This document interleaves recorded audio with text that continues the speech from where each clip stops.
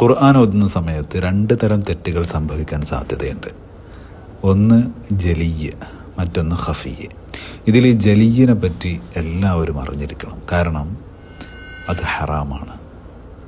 അത് സംഭവിക്കാതിരിക്കാനുള്ള ജാഗ്രത ഉണ്ടായിരിക്കണം. ജലിയായ തെറ്റുകളെന്ന് പറയുന്നത് പ്രധാനമായും 3 തരത്തിലാണ്.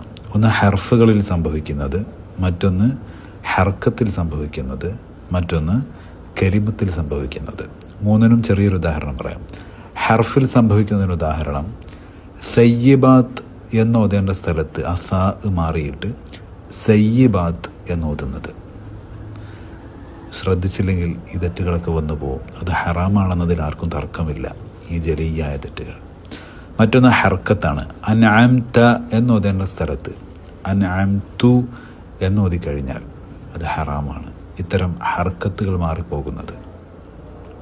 അവസാനത്തേത് കലിമത്തിൽ സംഭവിക്കുന്ന തെറ്റുകൾ. യഅലമൂൻ എന്നോതേണ്ട സ്ഥലത്ത് ശ്രദ്ധയില്ലാതെ ഓതുമ്പോൾ ചിലപ്പോൾ യഅമലൂൻ എന്നായി പോകും. ഇത്തരം തെറ്റുകൾ നമ്മൾ മനസ്സിലാക്കിയിരിക്കണം. അറിയാത്തവരിലേക്ക് ഈ സന്ദേശം എത്തിക്കണം.